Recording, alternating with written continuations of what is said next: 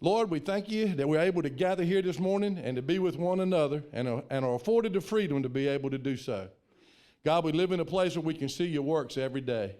A beautiful sunrise over crystal clear waters, a magnificent sunset with colors that could only be painted by you, a multitude of stars that are so easily seen in the nighttime sky, and so many other things that you have blessed us to see. Lord, we thank you for all of this. We also ask you to continue to watch over each and every one of us, Lord, our armed forces, as they are surely drawn all over a world that is full of chaos. And for all the public safety people that keep us safe and secure and answer the call when there's a need for assistance. Lord, we are truly blessed by these and all the other workers that touch our lives in some way almost every day. Please keep them free from harm. As we start the program today, Lord, we ask that you bless the commissioners that are going to speak. We are grateful that they have a heart for service to their county and their community. We are fortunate to live in a place where people are concerned about what is happening in their area, and this is certainly true by the number of people that have shown up here today to listen to what they have to say. Lord, we thank you for being in the midst of us today and ask that you continue to guide, guard, and protect us through whatever challenges we may have to face. I ask you, Lord, for all of us to be obedient to your word. As you have said, the greatest commandment is for us to love the Lord thy God with all your heart, all your soul, and all your mind. And a second, and likened to it, you shall love your neighbor as yourself.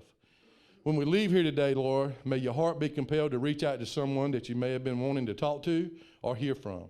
And for whatever reason, you have not carried through with doing so. Lord, give us the courage to go see them. Let them know that we are there for them if they need someone.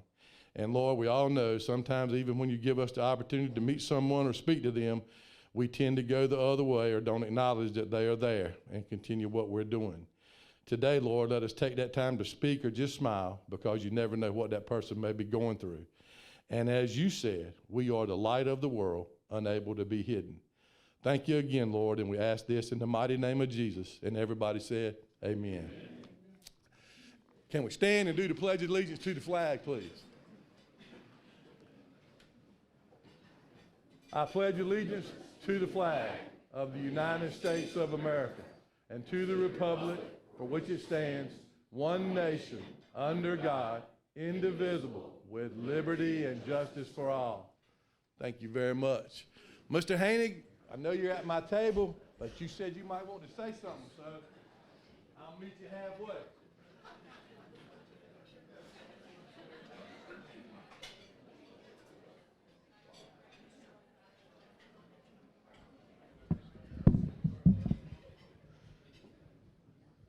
Good morning, everyone.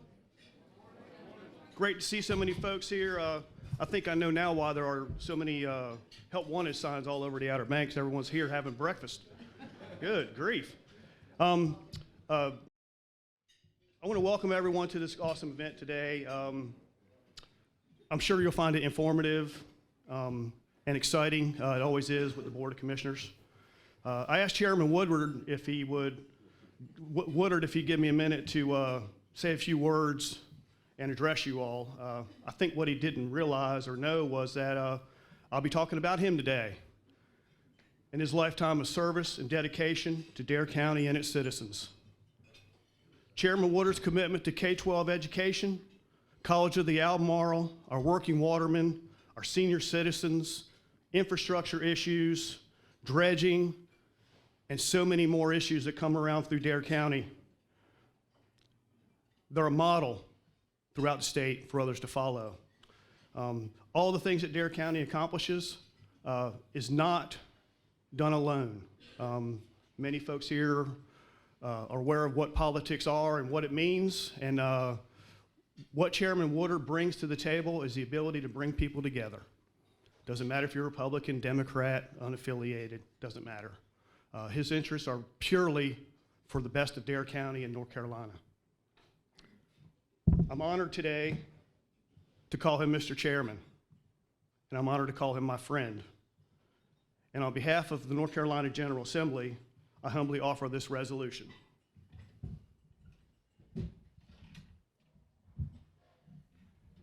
If y'all would bear with me while I read this. Chairman Woodward, would you come up, please? This is a certificate of appreciation honoring Dare County Commission Chair Bob Woodward. Whereas Bob Woodard is the driving force who led the board in providing tuition-free education at College of the Albemarle for all Dare County graduates, providing a quality education while keeping local students and their families out of debt. Whereas Bob Woodard has committed to seeing that education is second to none in Dare County. He has served with distinction on the COA Board of Trustees and wouldn't rest until his dream was fulfilled to have a new COA campus here in Dare County so our students wouldn't have to travel to Elizabeth City. Whereas Bob Woodard has consistently sought ways to be more accessible to the public, during his tenure as chairman, he has expanded the time made available for public comments and created a way for people on Hatteras Island to speak directly to the board without having to travel to Manio. Whereas Bob Woodard has been a role model in leading a bipartisan board to accomplish real, tangible results for its citizens. He has pulled people together from throughout the community to work in tackling issues like Highway 12 access to Hatteras Island, workforce housing, and safeguarding our precious shoreline and natural resources. Whereas Bob Woodard has been an outspoken advocate for our watermen who depend on inlet access as their highway to work. During his chairmanship, Dare County launched its own dredge vessel in one-of-a-kind public-private partnership to keep our waterways open, and it is working spectacularly. Whereas Bob Woodard has been a vision for the infrastructure needs for our community. When our animal shelter was run down and prone to flooding, he led the way in creating a facility that met our needs now and for the future.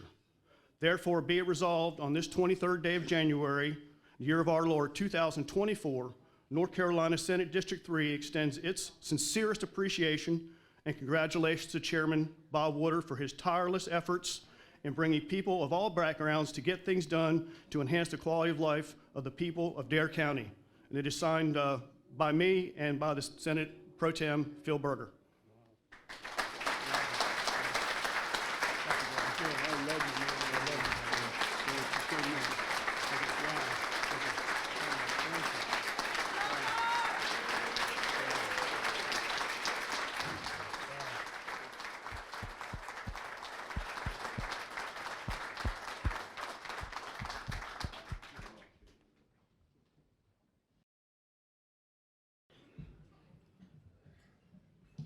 Wow.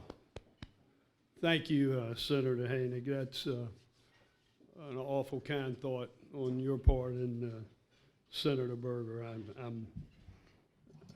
I'm lost for words, to be honest with you, and that's kind of unusual for me.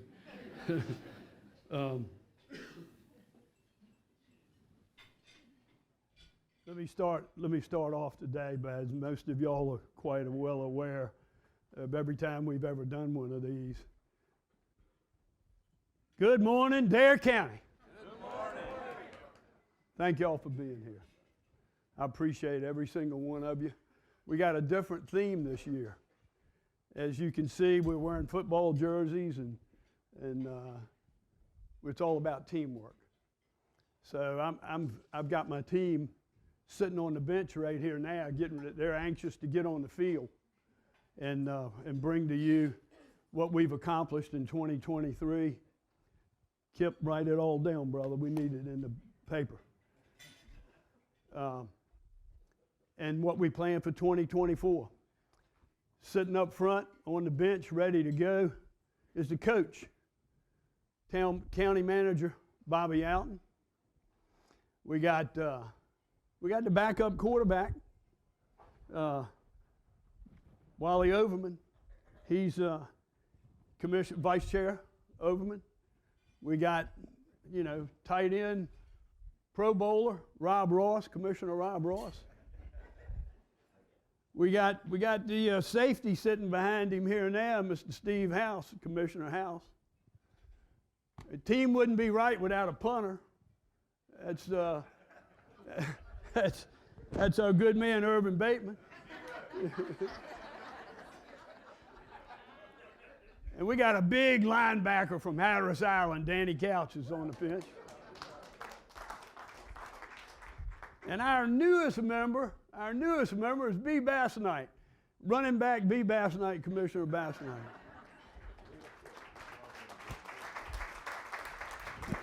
So these guys, this team is ready to kick it off. They're anxious to get on the field. But before we do that, I've got a video I'd like to show of Commissioner Tobin. I, Jim Tobin, do solemnly swear that I will support and maintain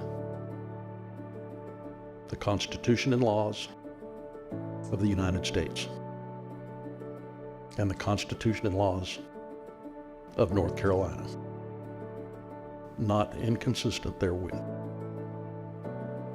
and that I will faithfully discharge the duties of my office as County Commissioner. So help me God.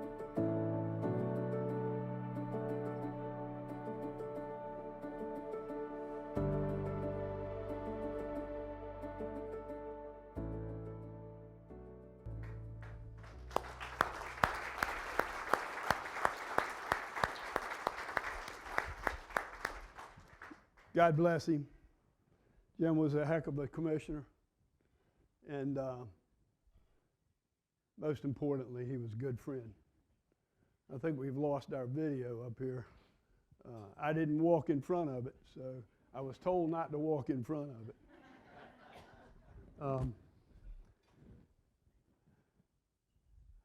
Let me tell you about our team. 7 elected county commissioners. We got a staff. You know, a team's not just the team members. It's coaches and it's individual people that work on the team that take care of them, even if they got a health issue, if they're injured. I mean, it's a multitude, just like professional football, it's a multitude of people that work to make it happen. We've got a staff of over 700 dedicated county employees. Folks are probably not aware there's 300 people who serve on 40 different boards in our county, 40 different boards. We have our municipalities here, our mayors, our commissioners. They're part of our team. We've got Register of Deeds, Cheryl House, she's up there with the team. She's sitting up there with the team on the bench. We got our sheriff. Nobody does it better than Doug Downey. Just a phenomenal human being. Our Board of Education. We got Steve Bassnight. Where's Steve? Steve's in here somewhere. There's Steve. He could have thrown the ball, hit me in the head a minute ago. We got our chair, David Twitty, and we got other board members here as well. We got our fire chiefs, our community groups, key agencies, NCDOT. I think I saw Superintendent Halleck back there with National Park Service. Our residents, you guys. I'm going to talk about this a little bit later. You know who you are? You're the 12th member of this team.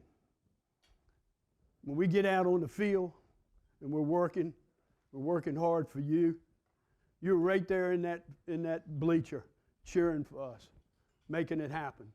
You're the 12th member of this team, and we're going to talk about you a little bit more later on. And last but not least, we appreciate our visitors. I mean, after all, folks, they pump a lot of money in this county. So everybody's part of this team. It's not just the 7 of us. We cannot get it done without all your help. As I mentioned earlier, it's a team. Who's this guy? How'd he pop up? I ain't even finished. As chairman, I serve as the quarterback. But today, with the help of my teammates, I want to give you a report on our accomplishments in 2023 and what we plan for 2024. Without further ado, let's kick this off. Let's bring up our tight end, Pro Bowler, Commissioner Rob Ross, to talk to us about our budget, capital fund, past and present projects, credit rating, financial excellence. Nobody is any more capable than this gentleman who's had 30-plus years in the financial industry in corporate America.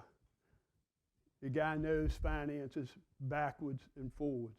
I rely on him, our board relies on him tremendously for what he does to keep us in line in spending your tax dollars the right way. Take it over. Thank you, Mr. Chairman. For those of you who don't know, Bob was completely unaware of that little presentation from Senator Hannig, and for the first time in my 7 years, you were speechless. Well, good morning. Gosh, it's great to see everybody out here today. I see so many friends and folks I know, and if you don't know me, again, Rob Ross, District 2 Commissioner, and thanks to Bob, I won't even have to read my first slide because you can see what I'm going to talk about today. We're going to review the financial status and performance of Dare County. What I have is a 200-page report. It's called the Comprehensive Annual Financial Review. We produce one of these every year. Now, here's the good news. In the next 7 minutes or so, I'm going to hopefully give you enough that you won't feel the need to read this to have enough idea of where we stand as a county. Again, we're going to talk about our budget, our capital fund. I'm going to review with you some of the projects recently completed, ones that are underway now, and ones we have planned for the immediate near future. We've got a credit rating piece that I think you'll be proud of, and finally, some financial performance that bumps up pretty close to excellence. Our county has really grown, folks. And one of the things a former boss once told me is, Rob, good numbers make for good meetings. Well, spoiler alert, Dare County has some pretty damn good numbers. We've annual revenues of $120 million. We've got a population base full-time of 37,000. So that's a lot of money that we manage and process through the county every year. 60% of it, nearly $70 million, is coming from ad valorem taxes. That's also referred to as property taxes. Another 25% comes from occupancy tax and sales tax. The last 15% from some other smaller sources of revenue, such as interest income we earn on the county's investments. That's how we comprise the revenue in of the $120 million. I'm going to talk about where it goes in a minute. We have a very low property tax rate, and I'll also revisit that in some detail in just a moment. We have made a number of strategic capital investments. You heard Senator Hannig go through some of them. We're going to go in a little more depth, but again, Bob, credit on College of the Albemarle and the DARE Fund, the Scholarship Fund, that was this guy. He led it. We've got a super credit rating. We've got some audit results and a really all-star team in finance that I'll review with you. So let's get going. I've got my 7 minutes to bring you the whole 200 pages. This pie chart depicts where the $120 million goes. Start at the top and work clockwise.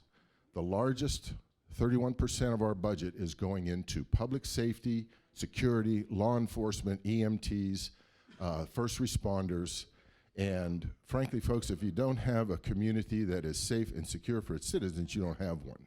Yeah, we don't actually need any more coffee right now, but I appreciate the offer.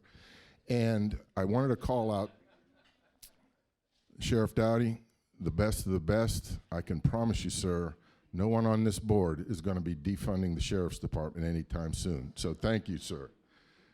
The second thing, education. A community that is safe must have an education system that is solid, thrives, and provides for its children. I see we've got a lot of the board here from the Board of Education. Thank you. And Superintendent Bassanite, Chairman David Woody, I just wanted to call out the excellent job. And if you missed this, last week in the Coastland Times, there was an article featuring the Department of Public Instruction, State of North Carolina. She's my assistant. Certified that every single school in our system in Dare County, every single one, met or surpassed, exceeded their growth targets for the 22-23 year. I was talking to Superintendent Basnight earlier, and we discussed how many schools anywhere can do that. None. So congratulations, well done. I would be remiss if I didn't also call out College of the Albemarle, where we also contribute and spend funds. And I know we have President Jack Bagwell and Dean Tim Sweeney with us here today. Guys, thank you so much for coming. More on the new campus coming up. Health and Human Services. Once again, we've got public safety and security. We've got education, and now we have that which every responsible community worth its salt will have, and that is a safety net for the, well, frankly, the folks that need it most, our very elderly, our very young, and we do that. Director there, Dr. Sheila Davies, this is fundamental and essential to our county. So there are your big three. General government, well, Bob told you we have 700 plus employees. Somebody's got to administer and do the bookkeeping, and that's where the bureaucracy comes in. Capital investment, 9%. Hang on to that number. We're going to revisit that in a second. And then finally, a collection of some of our smaller departments like that, planning and others that make up this last 5%. $120 million. We're trying to spend it wisely. Let's go to the next slide. I mentioned Dare County's tax rate. This chart, left to right, shows you the 10 lowest tax rate counties in the state of North Carolina. I'm helping you out with a big black arrow so you can find Dare. I know, some of us are hard of vision impairment. We are essentially tied for 1, 2, 3, 4, fifth lowest out of 100 counties in the state of North Carolina at 40 cents per $100 of value. For those of you that are quick with mental math, if you had a typical $400,000 home, that means your taxes are about $1,600 a year. Take that same $400,000 home, live in any county that is at the average of North Carolina, and you would be paying 60% more. I want to make sure I'm out of the way, you can see the board, or $2,700 a year. 1,600 to 27 average. We are far below average. And remember, that is the biggest source of our $120 million of revenue, and we're keeping that tax rate low. What do we do with all that money? Well, I've told you where our operating budget goes, but we also have substantial investment in capital and infrastructure projects, and we manage that through a capital improvement committee.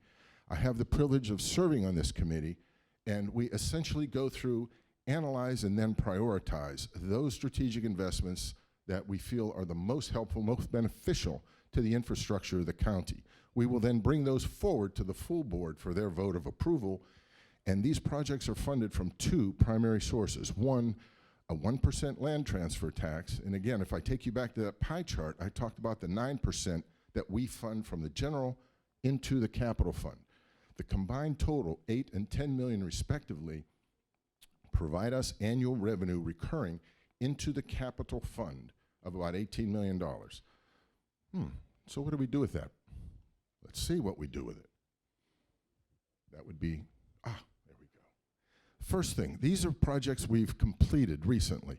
A new Dare County Animal Shelter. I know we've got Director Bill Coleman's in the house somewhere. Bill, where are you? I know, there you are. I try to work as closely as I can with Bill, who is the head of our shelter, as well as Lori Amatucci, the chair of the board of the SPCA. I couldn't be more happy and more proud of the facility we've built.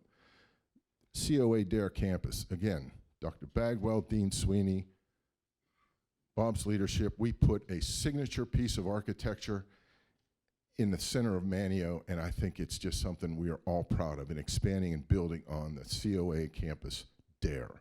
Finally, our Health and Human Services Department, they had a badly needed renovation remodel, and Dr. Sheila Davies, if you're in the house, I hope you guys are enjoying it. We are very proud of the work we did to prepare that. Current projects about to be completed. EMS station number 1. You're going to hear a lot about EMS. I'm looking at Chief Collins, Jenny. A couple of years ago, she was kind enough to let me spend a day in a ride-along with her team. I got to tell you, these folks are the best of the best. There is no doubt in my mind. And I made her a promise that day. I said, these facilities are really bad. She said, tell me about it, Rob. So we said, we're going to get on this. We're going to get on it. And it's taking a little longer, but we're on it, and we're doing it. That's EMS Station 1, the centerpiece in Kill Devil Hills. Number 4 in Southern Shores is the closest to completion, and we're putting in a badly needed new hangar for the Dare Medflight helicopter. Let's take a video view so you can get a quick look at these three.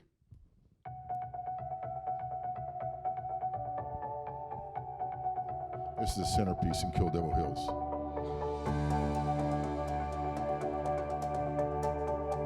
This is just at the north of the intersection, the main intersection, Southern Shores. And then the new hangar. We really needed this for our pilots and medical team. They saved lives with that vehicle, with that bird, so badly needed, well deserved. So what's next? Well, I'm glad you asked. I like an audience that's prompted by the slides. That's good. We are preparing and will have under construction a Roanoke Island Youth Center also in Manio. We're really proud of this. This is going to do a lot for the kids in Manio. We have a new remodel rebuild of Mans Harbor Station 8 and a completely new Station 9 to be placed in Kitty Hawk that will really help us on our response times in the northern beaches, especially during the heavy tourist season.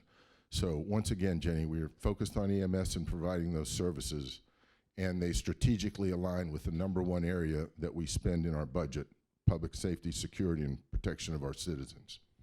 Rob, tell us how we plan on funding this. Mr. Chairman, thank you for that completely unrehearsed, spontaneous question. Guys, we don't have like this massive bucket of cash where we just write them a check. Much like you all, me, we will take out a loan, a mortgage, as it were, for a house, so to speak, and you then pay back principal and interest over time. We do a similar thing by issuing debt called limited obligation bonds, and I'm looking at our finance director, Dave Clausen, who has a lot of experience in this. By issuing these bonds, we put them out for public purchase, and they accompany them with repayment of principal and interest. Well, that capital fund, remember that $18 million that goes annually into the capital fund? We pay for both smaller ongoing capital projects as well as what we refer to as debt service, principal and interest, repayment on these very large, many millions of dollars of bonds that are used to then fund this construction of the projects you've just seen. Let's go to the next one. Well, I'm proud to tell you all, we do this as efficiently as anyone in the country. Our bond rating, our credit rating, if you will, allows us the lowest interest rates out there. We are one notch below on Moody's, Standard & Poor's, and Fitch from the theoretical perfect credit rating. I mean, how many places have perfect credit? We're only off one level because of where we live. Our susceptibility to storms and hurricanes, we can't do anything about. But aside from that, this county and its financial performance and solid revenue stream and responsible management of those funds keep us in the very tip top, which allows us, when we float the bonds, to pay the lowest amount of interest and get the biggest bang of the buck from capital projects. How does that happen? Not by accident. For 28 straight years, we have had an audit report that is unqualified or referred to as clean. How many of you get nervous when you get the letter from the IRS? You have been selected for audit. Congratulations, Superintendent Halleck. Yeah, like me, you get a little chill. Well, we do this every year. We are subject to an incredibly thorough audit by a third-party independent firm. And I'll paraphrase here just for a second. We, the audit firm, after reviewing the financial statements of Dare County, find that they fairly present, in all material respects, the financial position of the Dare County government. For those of you in finance, that doesn't sound too good. Anybody that's been in accounting, those are sweet words, and we see them every year for 28 straight years. But wait, there's more. 32 years in a row, our finance team has been awarded a Certificate of Excellence Financial Reporting by the Government Finance Officers Association of the U.S. and Canada. 32 years in a row. Director Dave Clausen, I know you're here. Assistant Director Sally DeFosi. In the picture, I don't know who the guy in the middle was. The two on the sides are the ones I'm calling out. They and their finance team are the best in the business. I know I speak for the rest of this board when I say we sleep easy at night. There is no malfeasance, there is no risk, there's not even a hint of an inappropriate handling of any finances. So Dave, this is kind of the bedrock of which we build everything else in the county, so thank you on behalf of the board and myself. Okay, so what have we learned? $120 million budget, mostly from property taxes, and it goes to three big things: safety and security, education, and the health and human services for those most in need. We manage and prioritize our projects, capital projects, and we approve them through the capital committee and the general board. We fund them with bonds at the lowest possible rate because of a superb credit rating. And finally, we have a finance organization that is award-winning and arguably, my opinion, the best in the state of North Carolina. Okay, I hope I've been able to convey to you that overview so you don't have to go through that document. And I hope this will help convince you that the good numbers I talked about are right here in Dare County. We work hard to earn your trust in us as commissioners. I hope these results will allow you to have confidence in us that going forward, the transparency we provide you today, both in numbers, projects, and the things we work on, will convince you that we have Dare County's best interests in mind for today and for that generation coming along next. You've been great. Thanks for listening. Mr. Chairman, the program's back to you.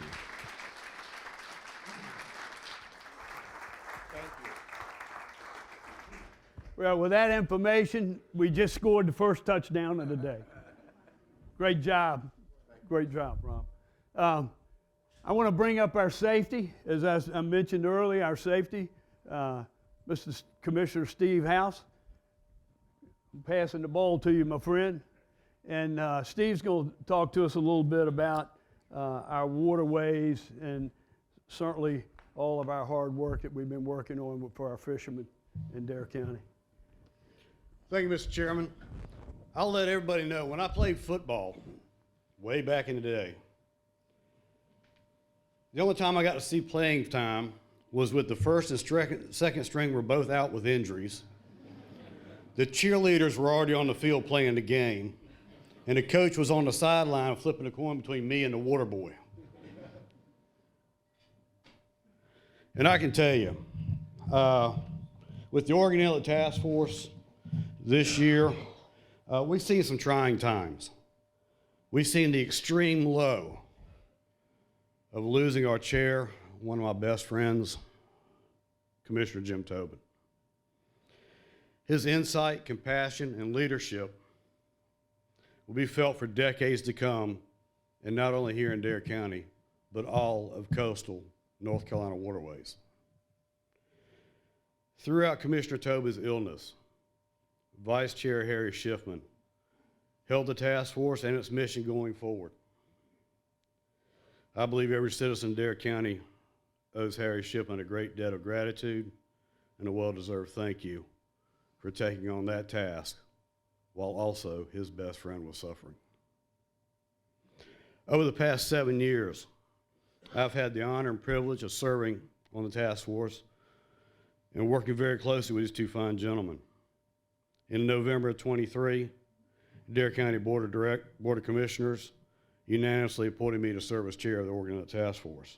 And I know I've got some big flip-flops to fill following Jim.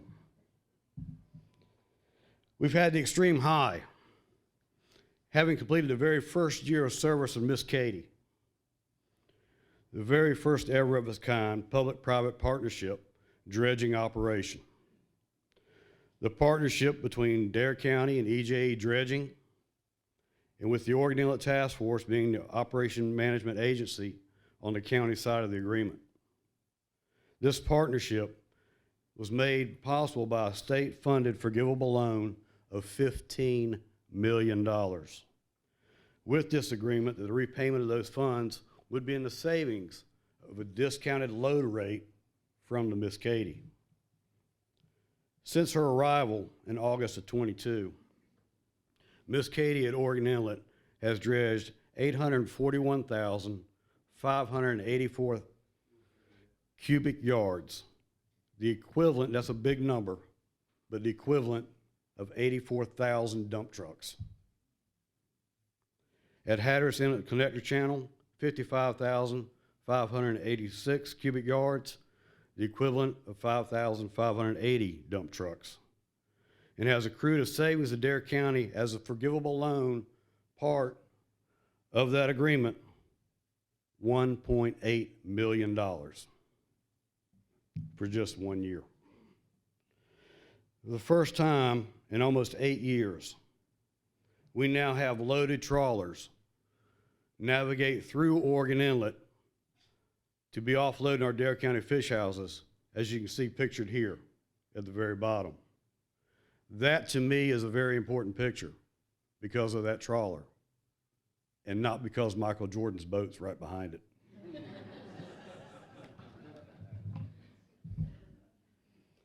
We are also fulfilling our duties in our promise to send the dredge to another area of the region that needed it, and that's Lockwood Folly Inlet at Holden Beach. Their inlet was shoaled in, and the Army Corps could not get a dredge out there to work. Miss Katie spent 2 weeks dredging and opening the channel. When they got there, it was less than 4 feet. When they left, it was 12 foot in depth. The mayor of Holden Beach even submitted a letter of appreciation for Miss Katie's work to dredge their inlet, as you can see here as well. The past year has been spent with many regulatory agencies and trying to obtain the permits for the operation of Miss Katie. It's the first ever of its kind. And most dredging operations have always been reactive. Now we're being proactive, and it makes a little bit of the permitting process a little bit different. And we're still trying to work through that. So with that, what we're trying to do is get the permitting access for Miss Katie to dredge between Oregon Inlet to our harbors at Oregon Inlet, Wanchese, and Manio. And those permits are this close to coming to fruition. And recently, the task force and EJME have made headway in some of the permitting issues at Hatteras Inlet, so we can actually do more work down there. The work we have been able to do with Miss Katie has been a game changer. The commercial and recreational fishermen that rely on our waterways as their highway to go to work, but don't take my word for it. Let's listen to the guys that ride that waterway.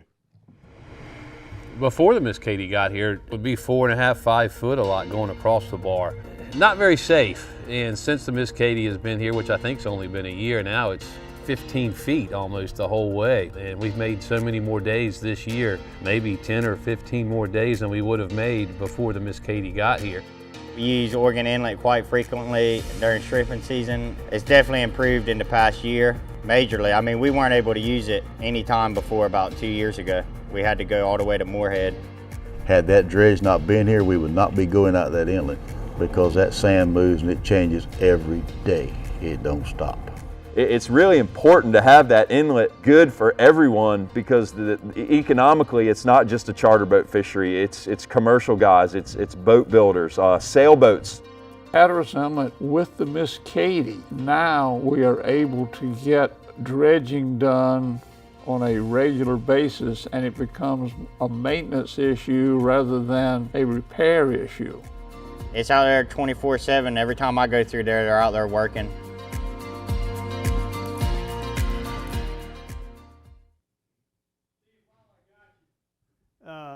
Up there, you get ready to score another TD. I see that coming. Can you tell us about the fishing regulations and what kind of impact that they've had on our local watermen? I'll be more than happy to do that. And since now you give me 2 plays on this game, look out, NFL Hall of Fame, here I come. I can tell you, our commercial watermen need your help. I'm fighting as much as I can for them. We've got legislators in Raleigh, our local senators and our representatives in Raleigh are helping. We need you. Our largest second economic driver in Dare County is our commercial fishing.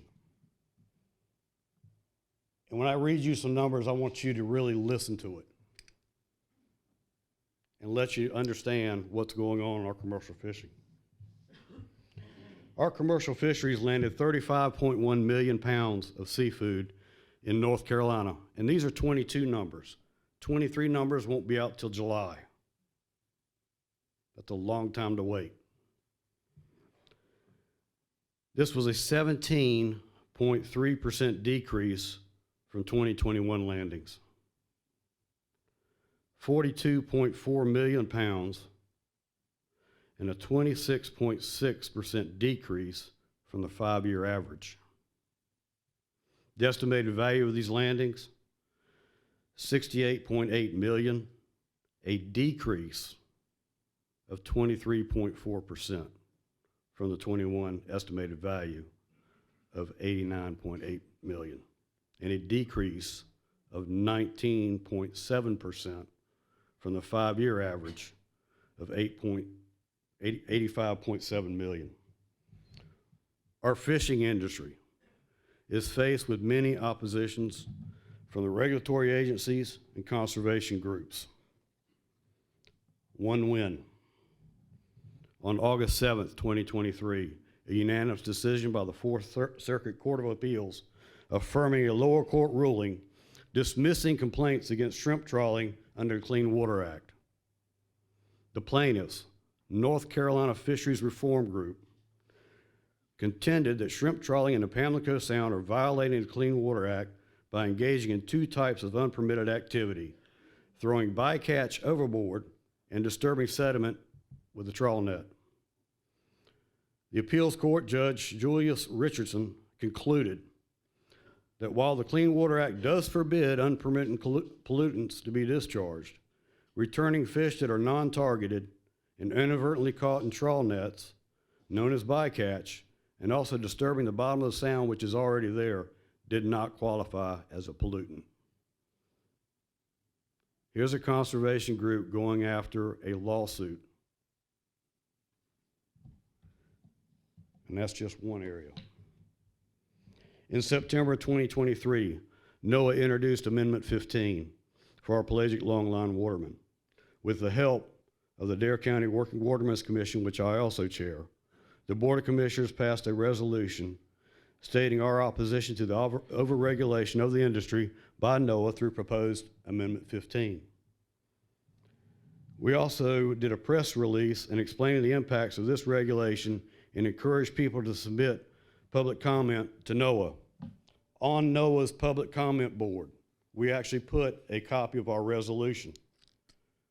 Our resolution was adopted by more than 15 other government agencies up and down the East Coast.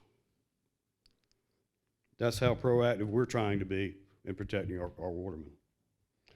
Because there was so much opposition to the proposed amendment, it has gone back under review and is still pending. We've also sought the assistance from state and federal government to help better understand the issues our watermen face due to regulations. We've had numerous conversations with several of our representatives, including Congressman Greg Murphy, Senator Tom Tillis, Senator Ted Budd, as well as North Carolina Lieutenant Governor Mark Robinson, who spent an entire day with me and with us in Wanchese talking to about 15 of our local watermen so he could get a better idea of what's going on. I'm just barely scratching the surface of what the perils our watermen are facing. I could actually spend the whole day here talking to you about it. I encourage you to go to Dare County's YouTube channel. We've put a video together that thoroughly goes through what our commercial fishermen are facing, not only in my words, but also in their words. If you have any questions, please feel free to reach out to me at steve.house@darenc.gov. Steve, thank you. Unbelievable.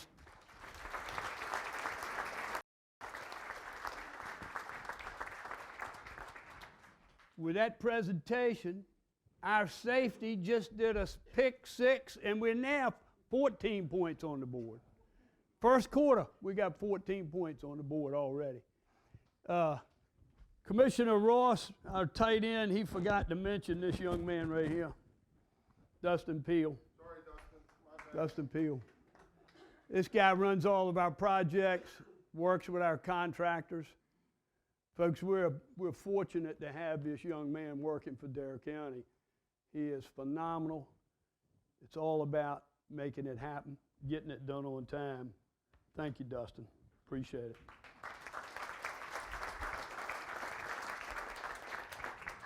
All right, Merle, Helen, Kip, all this media sitting over here.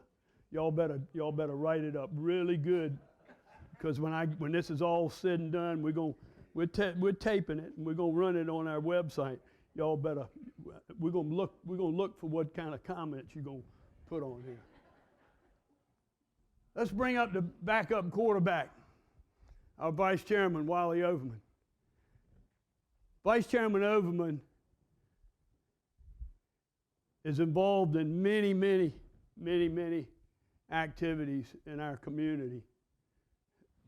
Savings Lives Task Force, architect right here. Guy gives his every single day, 100% for you guys, you 12 members out here. You can vouch for it, can't you? I sure can. Wally? Bring it on, brother. I think we're going to score another TD with you, so let's hope so. Hope so.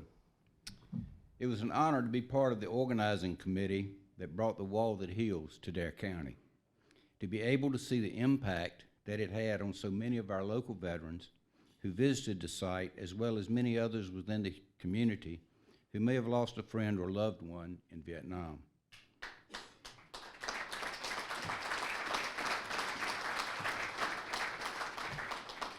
During the 4 days the exhibit was on display, nearly 15,000 people visited, including veterans and children on field trips from Dare, Currituck, and Terrell County schools. I'd like to thank the Veterans Advisory Council and especially Veterans Services Officer Patty O'Sullivan, who were instrumental in bringing the wall to our community. I'd also like to thank the many escorts, sponsors, and volunteers who made this event possible. Patty, please stand and be recognized.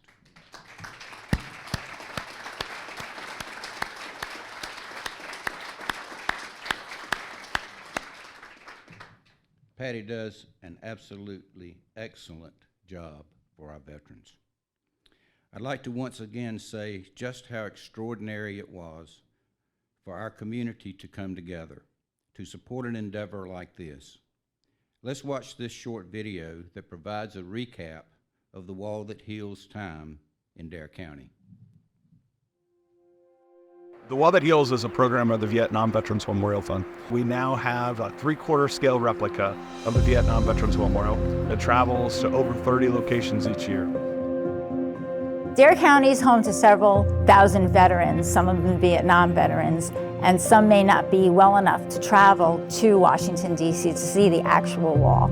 So we felt it was important to be able to bring the wall here to them so that they'd be able to see it. We had hundreds of volunteers. The site manager from the Wall That Heals, Tim, said that we had the best volunteers that he has seen. Very rarely does a community come together as well as in Dare County. The people that have come flowing in and out of here eclipse in 2 hours what we had in New York City. We come to a community and town like this hoping that they pull it off like in Dare County. And at the end of the year, when we look back at 2023, then what we've experienced in Dare County has really set the standard for the entire year. We're so proud to have the opportunity to be here and meet such wonderful people and see what has been transformed in this community because of the Wall That Heals being here.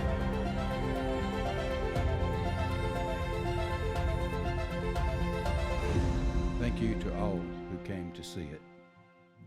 Nearly a decade ago, I created the Substance Use and Education Task Force to address the emergent and growing issue of substance abuse in Dare County. Little did I know at the time that this would become a major issue on a national scale. This group became the Saving Lives Task Force. The Saving Lives Task Force is a nonprofit organization and a team of professionals and community members who for almost 10 years have worked to prevent substance use disorder as well as to increase access to effective treatment for all Dare County residents in need of assistance. I'm proud to co-chair the Saving Lives Task Force with Roxana Ballinger, Health Education and Outreach Director with the Department of Health and Human Services. Roxana, please stand and be recognized.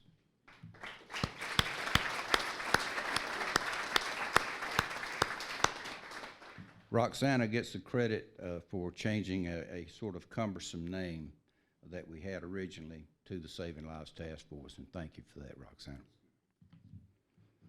This slide shows a listing of the uses of the National Opioid Settlement Funding. I'm sorry, got ahead of myself. The Saving Lives Task Force has accomplished a lot over the years, and I'd like to highlight a few major things we accomplished this past year that are making a positive impact. One of the biggest accomplishments for 2023 was managing the first round of the National Opioid Settlement Funds awarded to Dare County. Dare County will receive $3.4 million over an 18-year period that started in fiscal year 2023, when approximately $400,000 was designated. This slide shows a listing of the uses of the National Opioid Settlement Funding, including funding a case manager for the Dare County Recovery Court, developing the Fentanyl Kills campaign featuring billboards, radio ads, and social media outreach, and funding a series of community grants for prevention, treatment, and recovery initiatives. In addition to managing the opioid settlement funds in the most impactful ways possible, we also provided these community offerings, including facilitating the Lock Your Meds campaign, and held several prescription drug drop-off events in partnership with the Dare County Sheriff's Office and Outer Banks Health. We held several community forums and recovery skill workshops. We also have a lot of plans as we move into the new year, including implementing a new mobile vehicle to increase access to services and bring them to more people in Dare County. We will be hosting a community event on April the 18th at Jeanette's Pier with Dr. Stephen Lloyd to bring substance use disorder education to stakeholders and providers in order to address the root causes and discuss strategies for combating the epidemic. You can find information about all of these items I've mentioned, as well as a wealth of helpful resources on our website, savinglivestaskforce.com, where you can also sign up to receive news releases and our newsletter. I also serve on the Dare County Airport Authority and can attest to the fact that the airport is crucial to Dare's economy. According to the most recent report from the state of North Carolina, the Dare County Regional Airport has an economic impact of over $105 million, and more than 500 jobs are attributed to it. In 2023, the airport facilitated 27,000 arrivals and departures. Fuel sales in 2023 reached $1.35 million. Hangar rentals were $280,000 for the year, building rentals another $180,000 for the year, and car rentals $110,000 for the year. It is important for the airport to continue making upgrades and technological advances at the facility. The airport is 80 years old. In fact, we just celebrated the 80th anniversary in November last year. So we have several projects planned to help renovate and modernize the facility for the future. The airport received 2 grants in 2023, one for $2.3 million for new LED airfield lighting, a beacon, a windsock, and precision approach lights, and a generator. This work should be completed by summer of this year. The second grant was awarded through the State Capital Infrastructure Fund, and the airport received $2 million for the construction of much-needed additional hangars. This work is expected to start at the end of 2024. I'm very excited for these important projects to get underway, and as they do, I encourage you to follow along with the progress on our website at the web address you see listed here, darenc.gov/projects.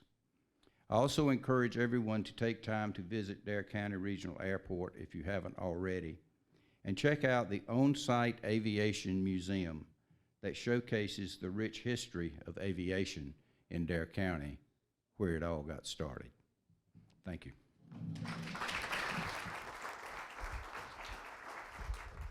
And the backup quarterback comes in here, throws a 55-yard pass, then runs 2 plays and scores again. We're in the first 8 minutes of the second quarter, and we're now up 21-0.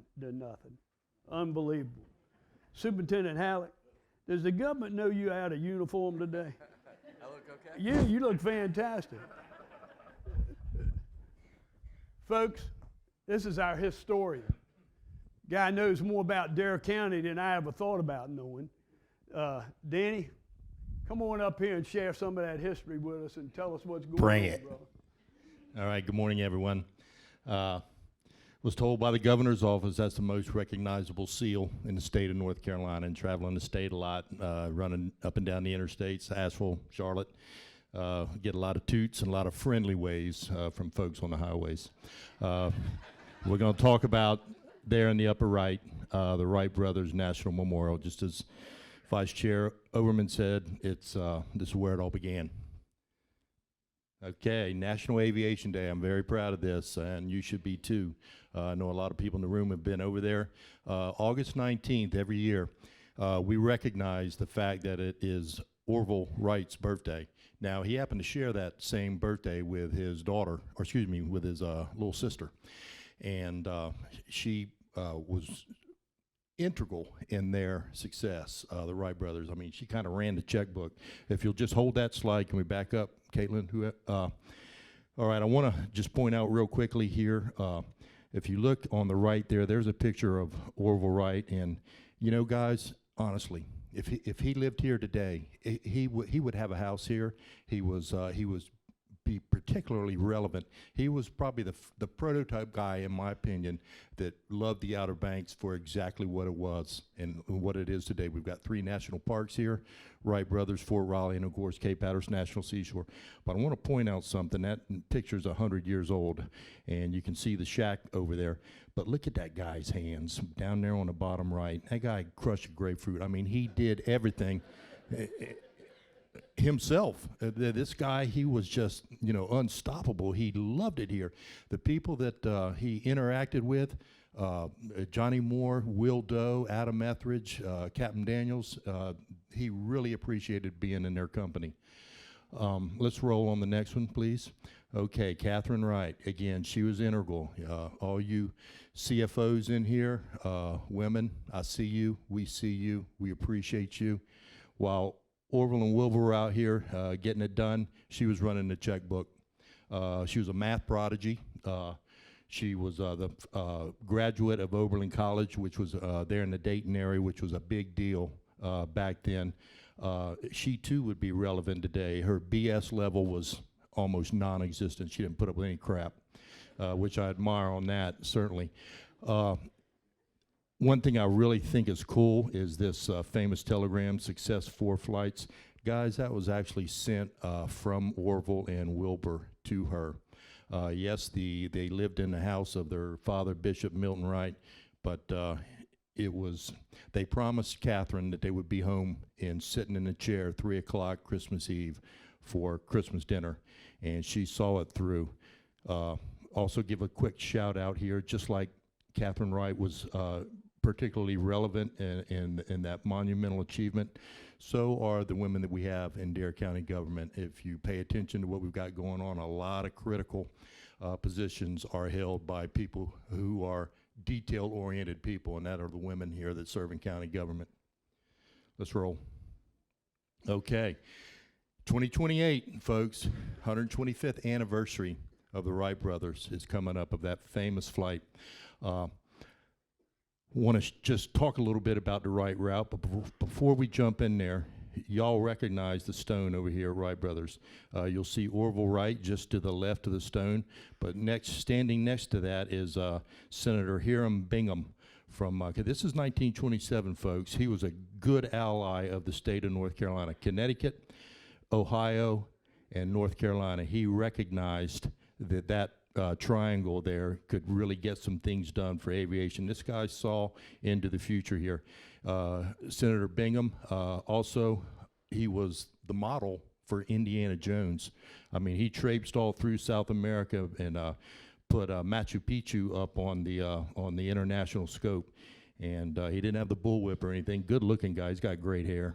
You know, hopefully it was blowing 30 knots like it normally does out here and mess that hair up a little bit. To his left is Amelia Earhart, and you've got a lot of guys around there. If you're looking at there, I mean, if you brought these guys back today, they probably wouldn't recognize this place, because if you're looking due west, I mean, all that area back in there, Bombay, Collington Harbor, that end of Kill Devil Hills, I mean, no houses, almost bare, nothing but wetlands.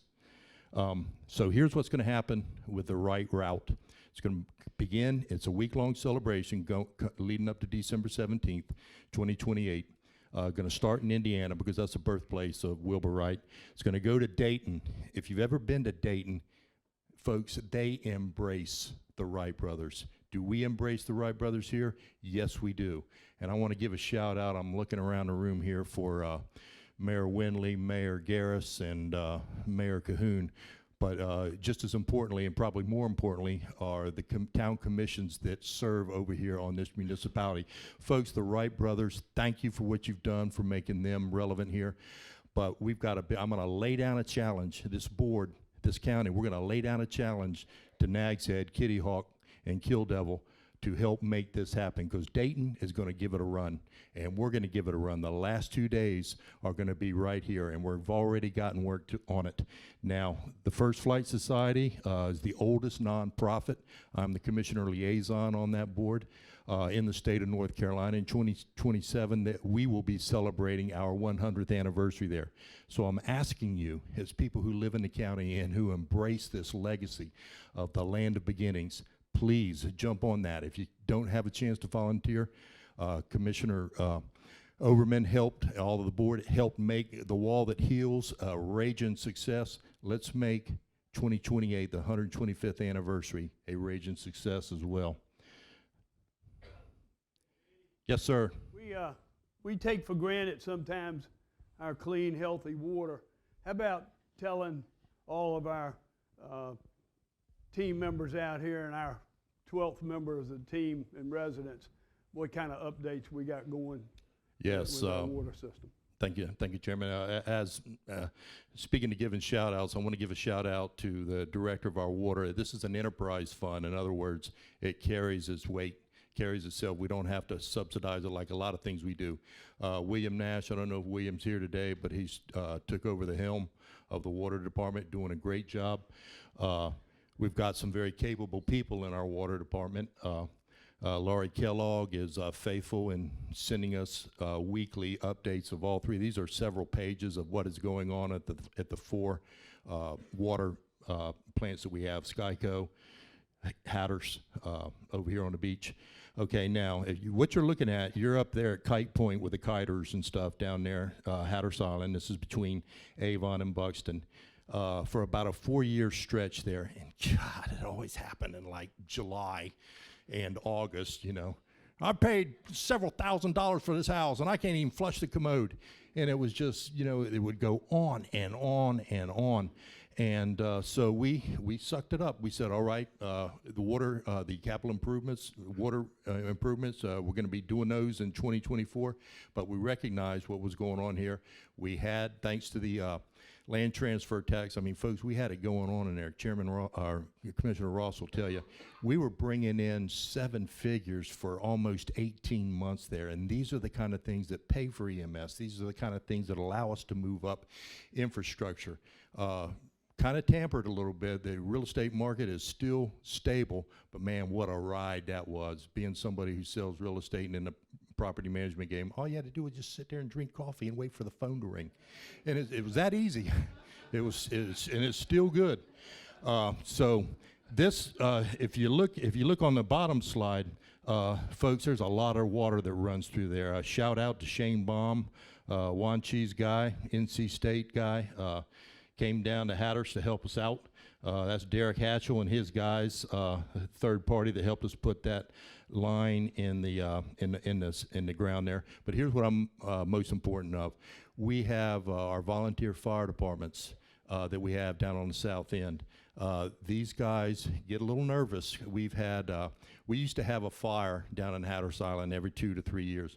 Well, folks, we've had like 10 since the pandemic, and these guys get really nervous when one of these honking 10-bedroom houses, if something like that goes up in flames. We've had some tragedies here in the county, but our guys can go to bed at night. They know when that whistle goes off that they're going to have the pressure to deal with an emergency and control a fire. And so we don't want our people come to visit us and put their lives in danger. We want them to come here and know that we've got their back. Nothing says sexy like automated water meters. Nevertheless, folks, I don't know about you, but when I got my water bill, like, good gracious, honey, how much clothes a day are you washing? It took, a quarter until you found out that you had a leak. Now, with these new automated meters that we put in, we're gonna know the next morning if something weird is going on with your water bill. Hatteras was the guinea pig on this. These cam strut meters. Hatteras was done very quickly. I believe Kitty Hawk is probably Mayor Garris, about 95%. Southern Shore's right around 90. Up in Duck, love it up there, about 70% done. But here's what happens with these cam strut things.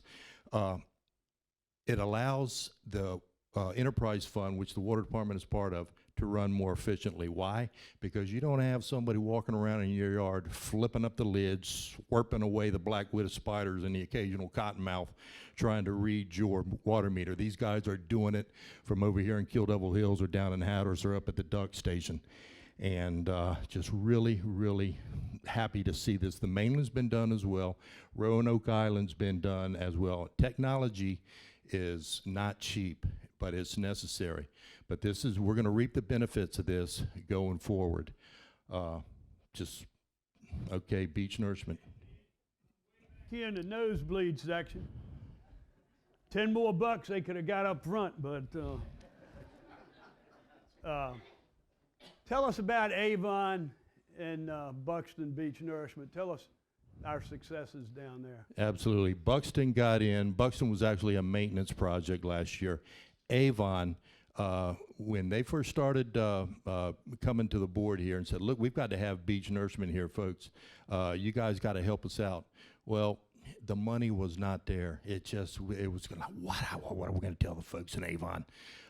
But thanks to the land transfer tax and everything that was going on with the pandemic, you guys remember, we went out on a national and international scale that you can come to the beaches of the Cape Hatteras National Seashore and you can socially distance here.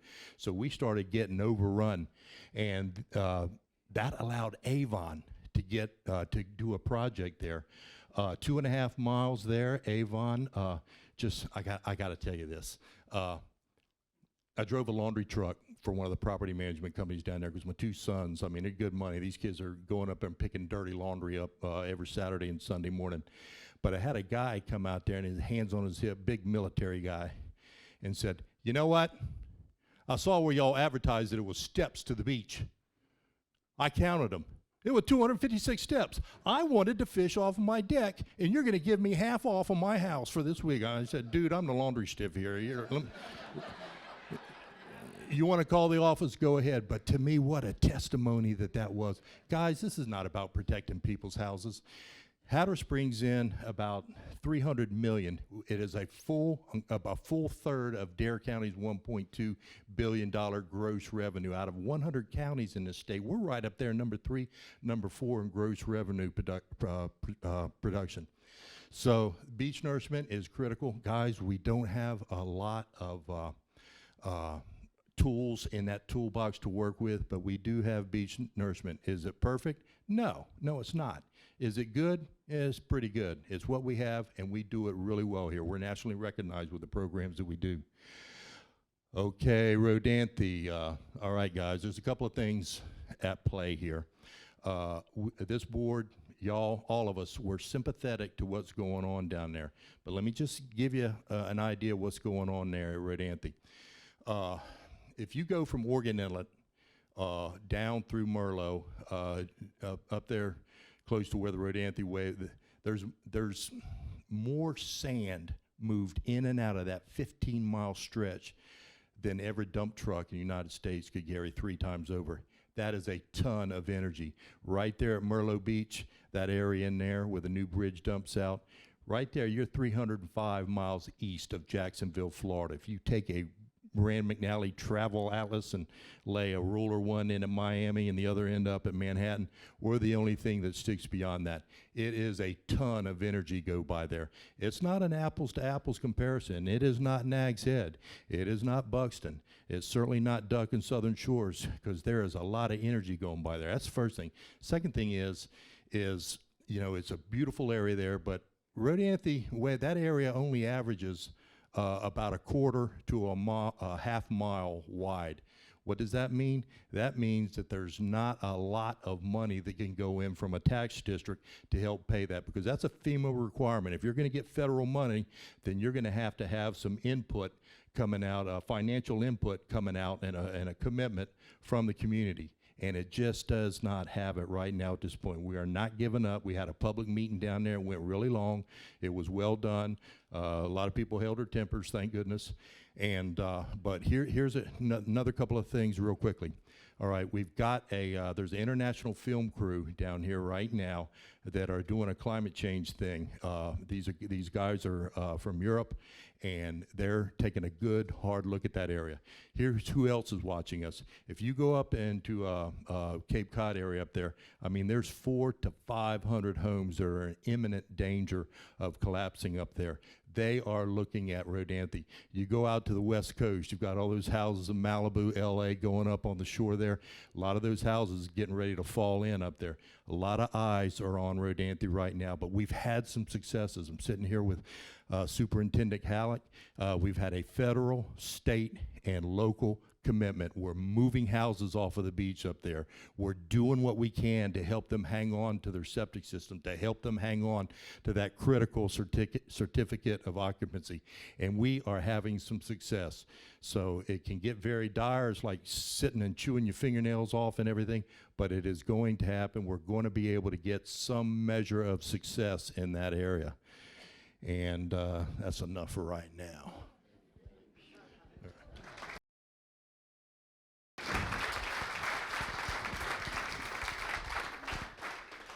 The man from Hatteras Island. Nobody's worked any harder. Don't go anywhere. Don't go anywhere. We're going to miss him. He's got another year to go, but he's chosen not to rerun. And Danny, nobody has worked any harder than you for Hatteras Island. Appreciate you.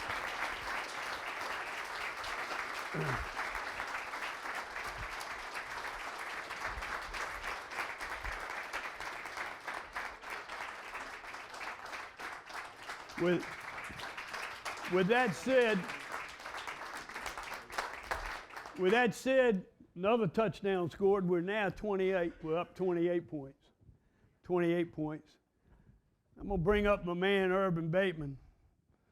This guy here is incredible. Restaurant owner, gives 100%, then some to our county. But he's going to talk to us about recovery court. This man right here. I'm going to point out some things that he points out to you, but he's the architect, pure and simple architect of, and I'll elaborate on that a little bit after he does his thing. Thanks, Bob. You put me behind Danny. Okay, guys. That's what the punter does. That's right. All right, guys. Recovery court. We established Recovery Court in 2019. helps people in our community facing substance abuse and criminal charges, provides an opportunity to serve in recovery court rather than go into jail. Currently, we have 46 people in the program. In 2023, we graduated 18 last January. This past Saturday, we graduated 7. And just to tell you guys, if you saw these guys 18 months ago, and then you saw them Saturday night, complete transformation. They've got their lives back. They've got children back. They're working in the community. Their lives have been transformed. And not only transformed by completing the recovery program, but some of them are sentenced under a 1996, which in the justice systems allows those felonies to go away. Other than get their records expunged after a certain period of time, they get their lives back. It's a very, very important program and is truly working in Dare County. Next slide. I was just getting ready to tell you to tell us about Dare Challenge. So. Yes, sir. Okay. I didn't think you could read the slide, to be honest with you. Okay, Outer Banks Dare Challenge. Like, these guys are known as the Men in Black. One of the folks from Kid Elk Methodist Church referred to them as the Men in Black, and I'd heard that before, and I went, how'd they get that name? So they sit on the front row, and they all wear black shirts, and they conduct themselves in the high most in dignity and as young gentlemen. They're really trying to change their lives. Outer Banks Dare Challenge helps people with life-controlling problems become mentally, socially, physically, and spiritually well. We have a groundbreaking going on this month. We're waiting for Dominion Power to go and set the power pole. We're going to put pylons in.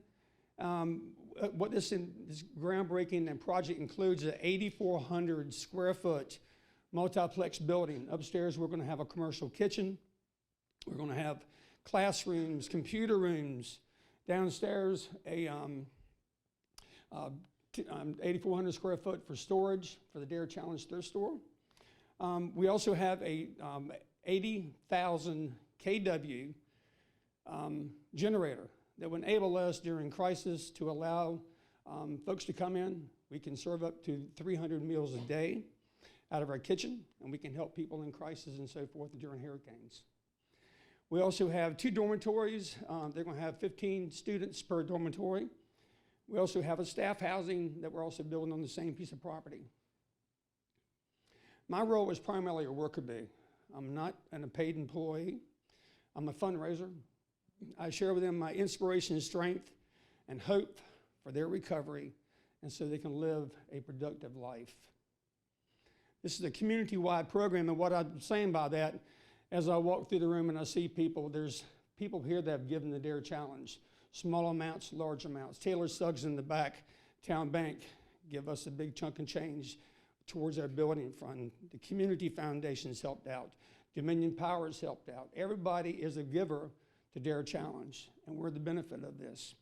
We received $1.2 million in private funding.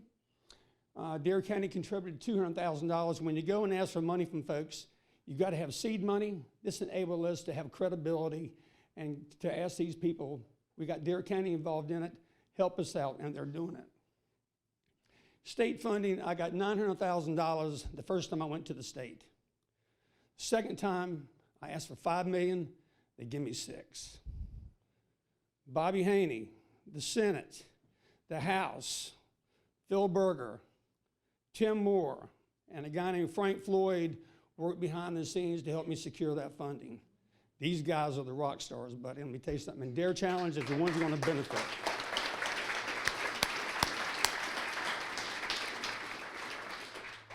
What this is going to enable us to do, guys, is going to increase our population from 15 men to 45, and also add 15 young ladies to the mix in 2025.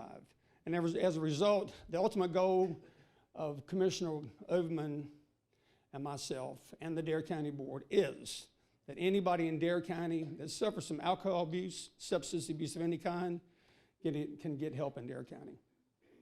Let's go back. Go back to that slide. I told you I was going to talk about one particular thing. Pay close attention to this right here, folks.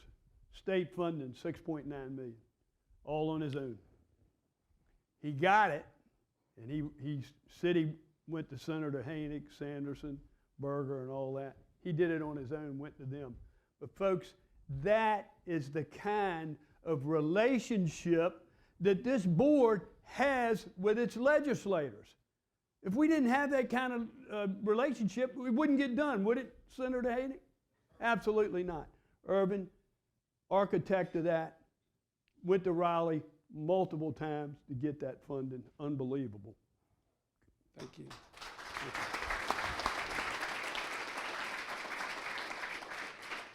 So let me tell you, 3:30 in the morning, I was texting Bobby Haney. And you might think I'm different and I'm weird, but he texted me back and was having breakfast at the IHOP in Raleigh on the way to the General Assembly at 3:35. True story. Ain't that right, Bobby? Okay, home elevation projects. Background, Dare County received $6 million in federal hazard mitigation assistance grant in 2021 as a result of damage to Dare County homes during Hurricane Florence and Hurricane Michael in 2018. The result, 27 Dare County homes elevated in 2023. A grant awarded as a result of Hurricane Dorian in 2019 will provide over $5 million to elevate an additional 31 homes this year. And let me just tell you, Barton Grover, he is their grants administrator. He's like a hound dog. He's out there, his nose is to the pavement, trying to find money, and he's the one that's really secured these funds, and we need to give that guy a big thank you very much for what he does for Dare County. And let me tell you, as just a personal note, we've been flooded at Sugar Creek, I believe, 5 or 6 times since Isabel. I've been there 34 years. And being commercially flooded, you know, it's a part of business. We understand that. We clean up, we move on. But my little home down in Ocracoke got flooded during Dorian. It's not the same thing.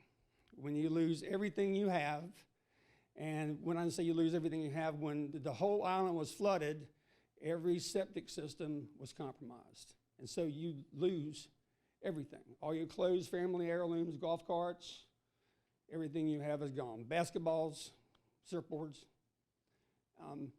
It means a lot to these people when you see your stuff in the front yard piled up, that won't happen to them again. So these guys have a great opportunity to change their lives forever. Love the beach, respect the ocean. It's about educating beachgoers about beach hazards and promoting beach and ocean safety. It's coordinated through the Dare County Emergency Management, involving the towns, ocean rescue agencies, nonprofit organizations, local business partners, and the National Park Service. This program reaches thousands and hundreds of thousands of people. In November 2023, the campaign received the Disaster Preparedness Award from the International Association of Emergency Managers. And we have a video. Dare County and our partners on the Outer Banks are honored to receive the IAEM Preparedness Award for our Love the Beach, Respect the Ocean campaign. This multifaceted initiative addresses the dangers presented by ocean hazards, particularly rip currents, which are the third most deadly weather-related hazard in the U.S. and have needlessly claimed lives in Dare County over the years. Because ocean hazards such as rip currents are recognized as a top threat in the Outer Banks Regional Hazard Mitigation Plan, Dare County Emergency Management collaborated with several local entities, ranging from municipalities and ocean rescue agencies to nonprofit organizations and the National Park Service to develop the community-based Love the Beach, Respect the Ocean campaign. This campaign includes a dedicated website, informative videos, text and email alerts, radio PSAs, signage, printed materials distributed by local businesses, and a robust social media presence. With the goal to inform but not scare, the campaign offers several ways to stay safe from a local's perspective. The campaign has been incredibly successful, and the number of lives lost in Dare County has been dramatically reduced. Live like a local and love the beach. Respect the ocean.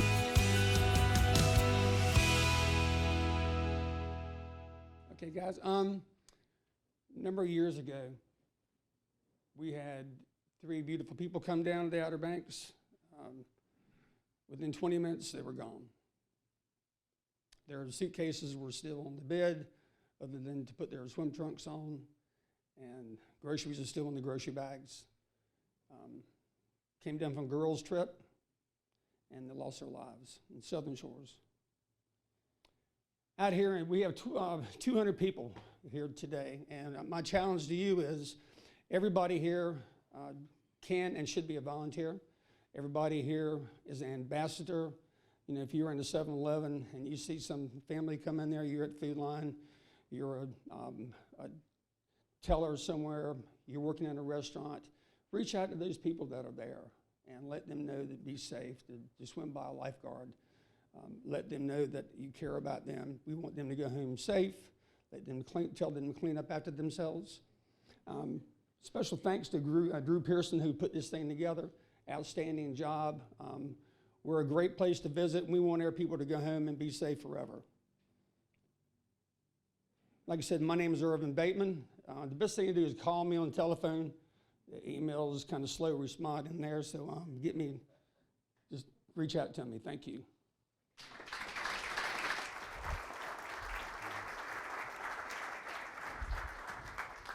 How's that for a punter?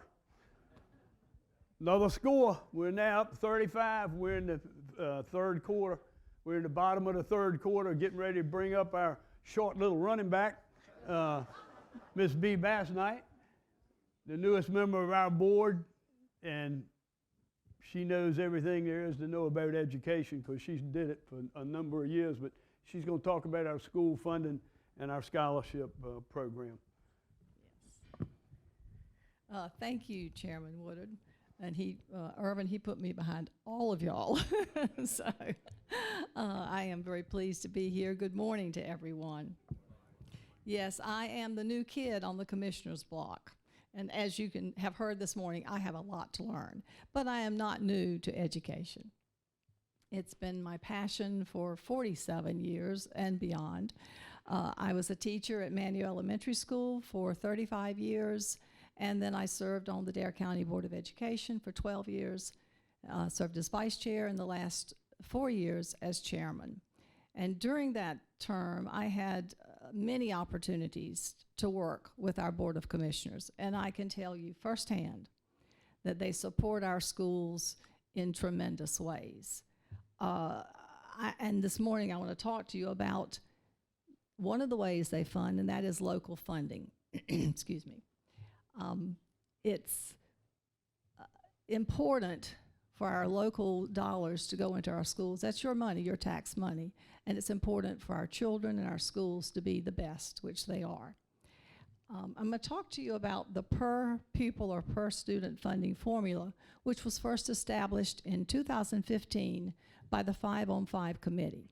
And this committee was formed to improve communication between the Board of Education and the Board of Commissioners.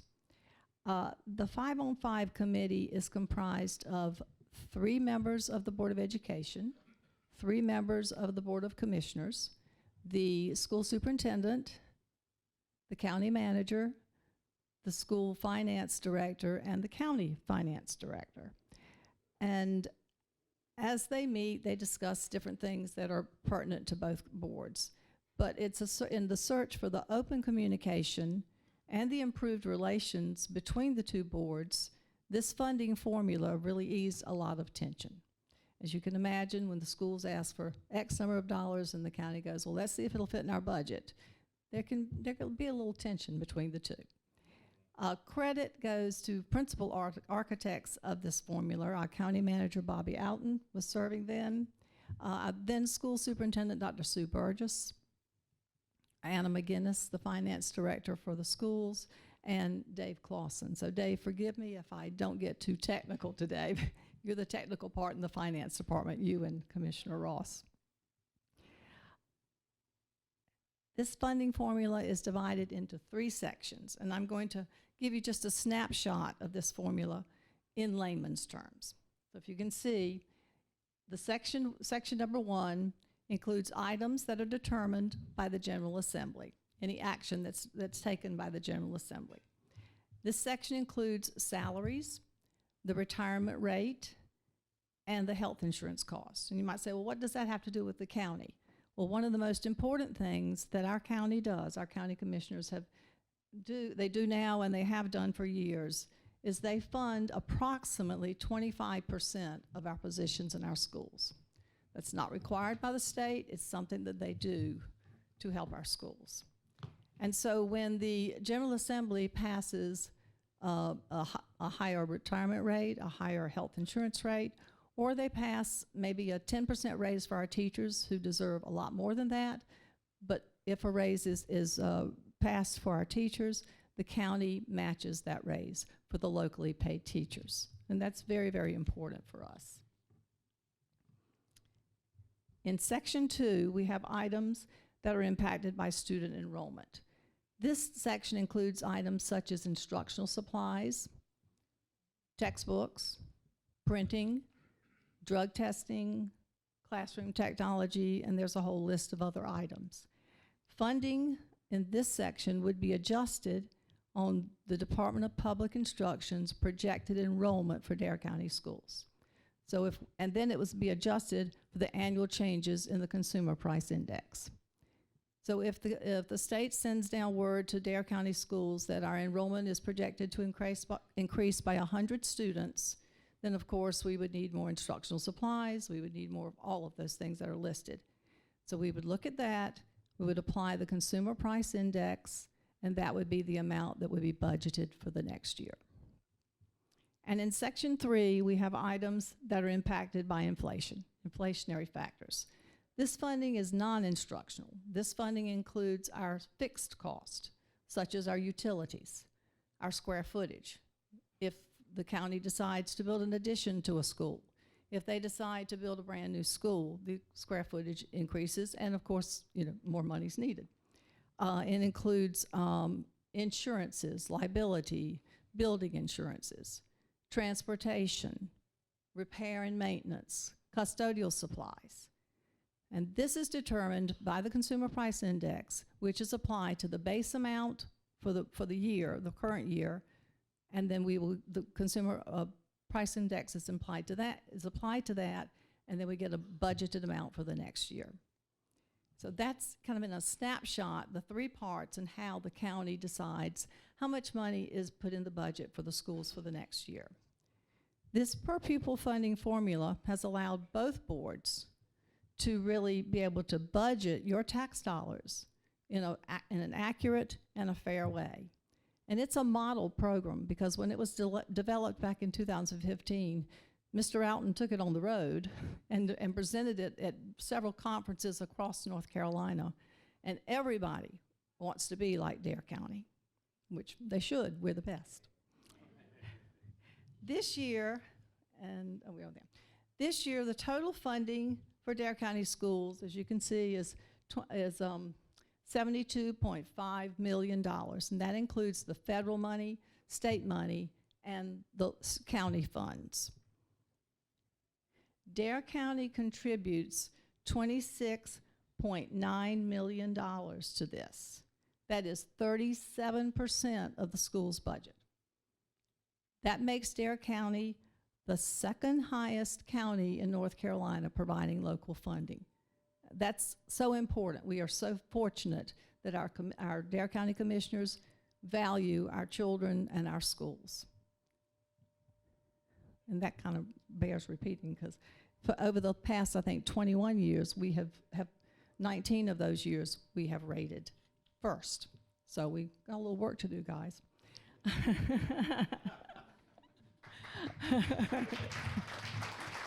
Yeah, it's going to pay having a teacher on the board. I'll go back to the 37%, the $26.9 million.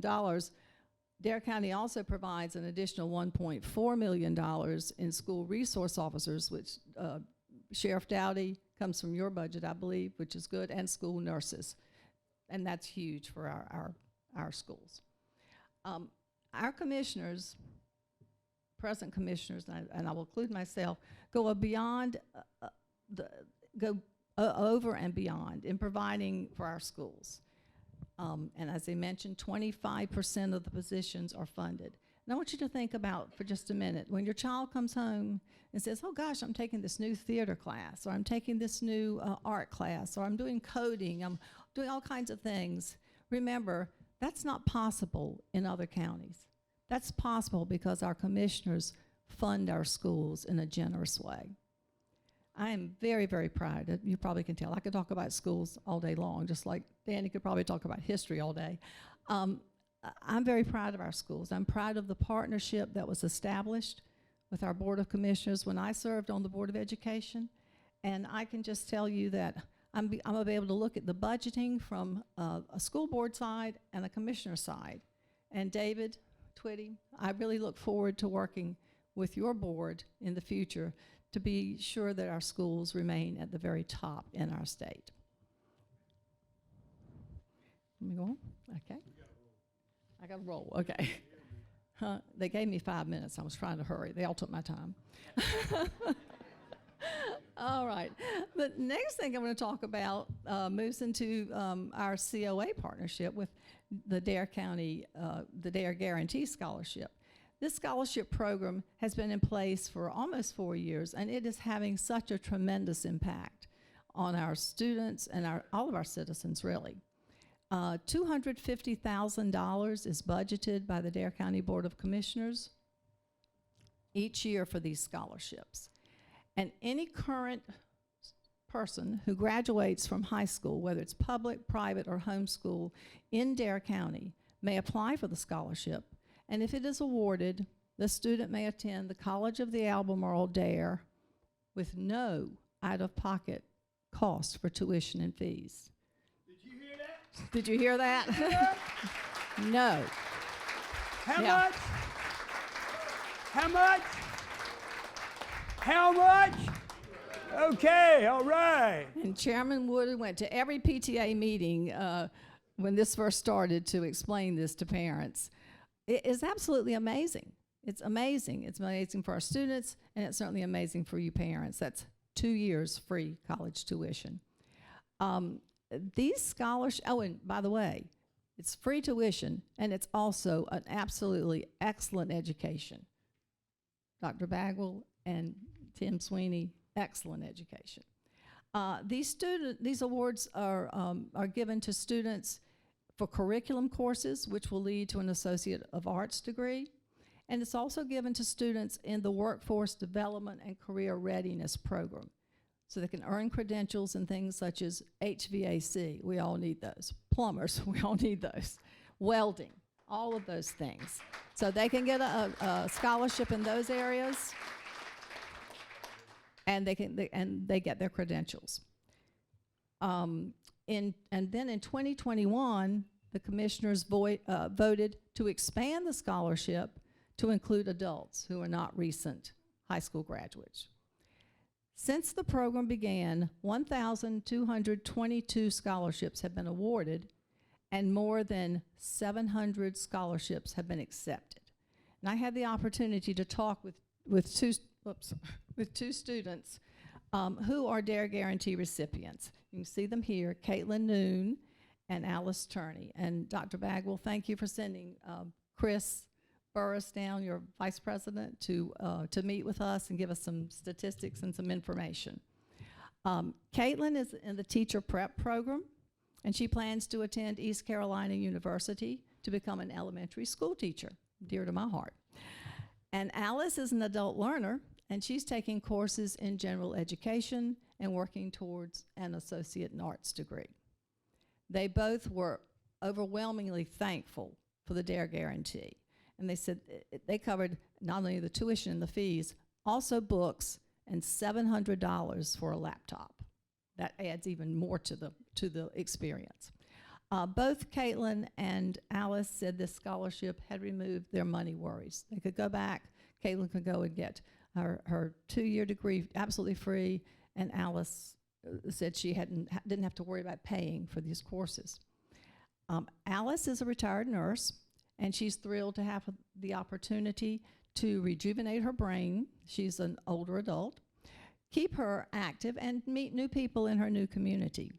And Caitlin is thrilled to be able to achieve her family's wish to be the first person to go to college. Did she? Oh, wonderful. That is perfect. Perfect. She's in the Pirate Promise program, which she already had her ID and all of the things she needed. So I'm so proud. I'm so thrilled for her. Oh, she will be. Dare County, she'll be a great teacher. This Dare Guarantee Scholarship impacts not only our students, it impacts our entire community. And I'm absolutely thrilled as a commissioner to have a very small part in this huge commitment that the Dare County Board of Commissioners has made to our citizens of Dare County. I'm going to tell you, I welcome your comments. My information is here. Reach out to me if you have any questions, and I appreciate being the running back on the team. Thank you very much. Thank you, B.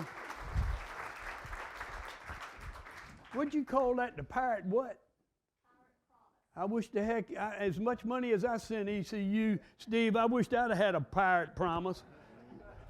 I might have to take advantage of Dare County, Tim Sweeney on a scholarship and come over there and get it. Since we opened it up for adults, I might have to come over there. Jack Bagwell, Tim Sweeney, 700 to date. Awesome numbers. How much did she say it cost? All right, take advantage of it. All right, look, we're in the fourth quarter. Really about 2-minute drill here because I know y'all been very patient sitting here and listening to this, and we could go on all day long, but I know you got other things to do. I'm going to talk to you a little bit about Alligator River Bridge, housing, cluster homes, Parks and Recs field maintenance, and our insurance rates. How about that? You love that? All right, let's move on. About a year ago, NCDOT got a federal grant for $110 million. $110 million. That's a lot of bucks, ain't it? For to go towards the replacement of the Alligator River Bridge. We've been working on that for years. Vice Chairman Overman's been to Raleigh numbers of times, talked to our legislators about this, and our legislative folks are here today. The bridge is going to replace a 62-year-old bridge. It's going to be like 3.2 miles long. It's going to be a high-rise, no more drawbridge, John. You won't have to deal with that coming to Dare County anymore. We might charge you a tax, but anyhow, that's awesome. That's critical for us. Let's go. We're a 2-minute warning. Come on now, let's go. I gotta get my offensive coordinator back here coordinated. What's it gonna do? What's it gonna do? It's a pathway to work for countless people throughout our county, other counties. It's access to advanced medical services. It's a safe route for people seeking educational opportunities here in Dare County and elsewhere. And certainly it's a life-saving tool when we are dealing with hurricanes. Mary Ellen, you very well know that from Hatteras Island. So that's going to be critical. Let's talk about housing. 2023 was a challenging. Well, the last 4 or 5 years have been challenging. I might as well say that straight up with regards to moving forward with essential housing. We've had Woda Cooper in here. They wanted to do LIHTC projects, but unfortunately in December they pulled out because there were too many obstacles to overcome. January the 2nd, 2024, our Board of Commissioners passed a resolution affirming its intentions to continue working to solve the issue by working with the newly formed Housing Task Force that I put together, and we just met last week. The resolutions confirmed that Dare County has its intention is certainly, and we've said this, Bobby Alton has said this at planning director, town manager meetings. I've said it at mayor's meetings numerous times that we will not use the HB 259 to exempt any workforce housing project from the local town zoning authority as part of any solution. They have their right to their own sovereignty, and we will not support 259. Let's go. We just met last week, a committee I formed. It's 26 members. I know that's a lot of folks. I know it's a lot of ideas, a lot of pros and cons and everything, but I did not want to lose anybody from our stakeholders. We got a representative from Hatteras Island. We got a representative from the Northern Beaches. We got a representative from Roanoke Island. We got a representative from Wanchese. Susan, how are we doing today? Thank you. Thank you for being here. Our director down there on Hatteras Island Co-op. Great work that they do for our citizens on Hatteras Island. We, 26 members, we met last week. It was a 2.5-hour meeting. We're going to try to make these shorter, but we knew the initial meeting was going to take some time because we asked our stakeholders and we asked everybody for their input. Here's what our goal is. You can see it right there. Our goal is to work to find consensus in an effort to move forward to bring the pressing housing needs throughout Dare County. We're going to work very hard to do that. You know, I mentioned earlier today the 12th member of the team. That's you guys. Our board cannot do it alone. We listen to your phone calls. We take your phone calls, excuse me. We respond to your emails, and we act. And we welcome your input. It's critical because we respect your input. In 2018, cluster homes were added as a special use in 34 zoning districts throughout the unincorporated Dare to address housing. Back there in 2018, we had no idea about the density of these things. We thought it would be a good idea for unincorporated Dare. Well, not so good in a couple of places. We have built 7 cluster home projects throughout areas in unincorporated Dare. Did you know that? 7.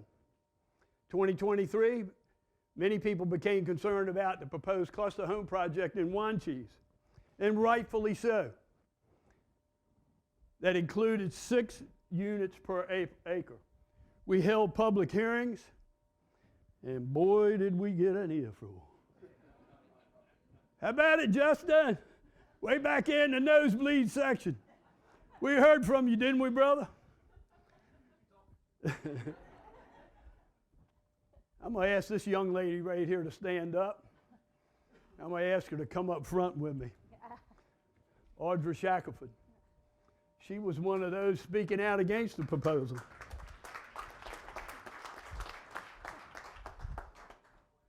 Audra, how about sharing with these folks out here what your concerns were? Chairman Woodard, first and foremost, thank you so much for the opportunity. Board, you all listened, and what a joy it was. Actually, it wasn't a joy in the moment. That's not true. That is not true. You took a lot of heat in wild, wonderful Wanchese. But what was so amazing about it was the fact that you listened.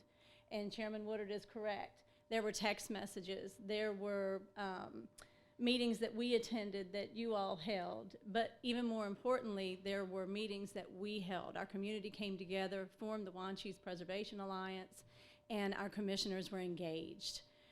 We had a wonderful resource of people to pull from, those like Miss Lorraine Tillett, who had gone through the original zoning process of Wanchese and understood it really well. And it was the beauty of, the argument was painful, but the beauty was in the transparency and in the dialogue that we were able to have within our community. That's the beauty of Dare County. That's what we are incredibly thankful for. Thank you, Audra. Thank you. And listen, right here, next slide. You know, unfortunately, at the time, that zoning was already in place, and by law, the permit for the project had already been approved.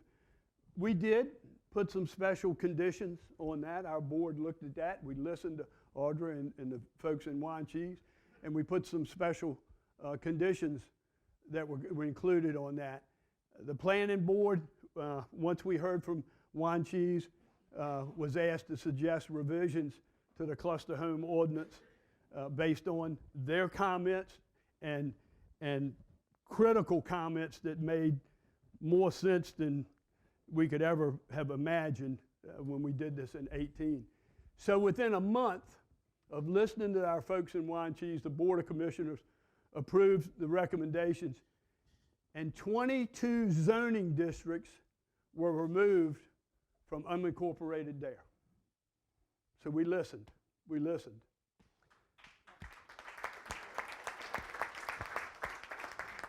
Thank you, Audra. Appreciate it. Not only that, her husband's a commercial fisherman, and we work very hard to make sure that inlet is open for him, for Brent. And I know that. He said, Bob, we appreciate what y'all done for our inlets too. So let's talk about Parks and Rec's field maintenance. Commissioner Ivy Ingram called me one day and said, Bob, you got to meet me out at First Flight High School. Man, you just got to meet me out there. So I went out there and I met with her.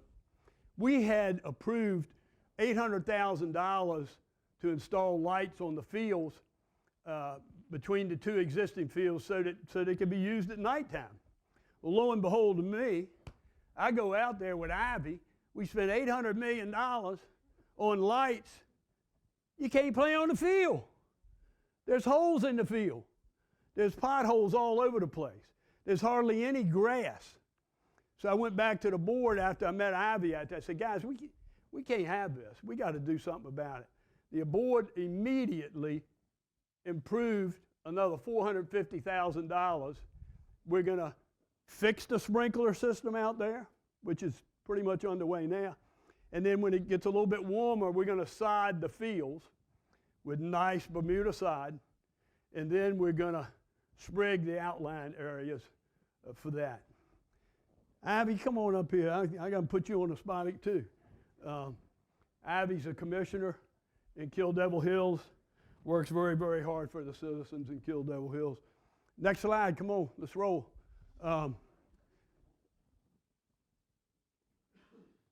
Why will this make a difference, sodding those fields and working and bringing those things up to speed?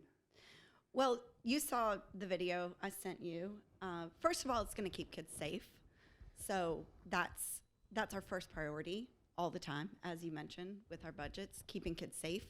When I started talking to the kids on the field, they call that field the ankle breaker. As luck would have it, when I met Bob out there, and I've been bugging Bob for about 15, maybe 18 years, different things, and he knows pretty much every time I call him or email him, it's going to be about the environment or kids. So I'm sure he wasn't surprised that it was about kids. And so I think first and foremost, it's going to keep kids safe. So that's our priority, is keeping kids safe. And that field simply was not safe. And I know as a commissioner, our resources are very valuable. And when you invest in something like lights, you want it to be utilized to the best of its ability. And those fields weren't being utilized to the best of their ability as they were. So I think this is an amazing step. I think also what's important to note about field space, soccer moms get a really bad rap. And by the way, Bob, I have to tell you, your football, it should be round.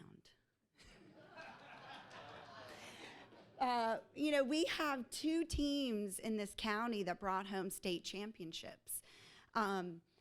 This isn't just about soccer. It's about lacrosse. It's about football. It's about keeping kids busy, doing things, and quite frankly, recreating, whether that's through clubs, whether that's through Dare County schools. This particular field that we're talking about sees a lot of foot traffic. It does. And First Flight Middle School is using it, Storm is using it, Recreation, Dare County Parks and Rec are using it as well. So maintaining the fields, number one, increasing field space. I can guarantee all of you, if you go out to a field, Meekins Field, which we've just recently done in Kettleville Hills, it is busy with kids practicing until 8:30 at night on a school night. And it's because we don't have enough field space.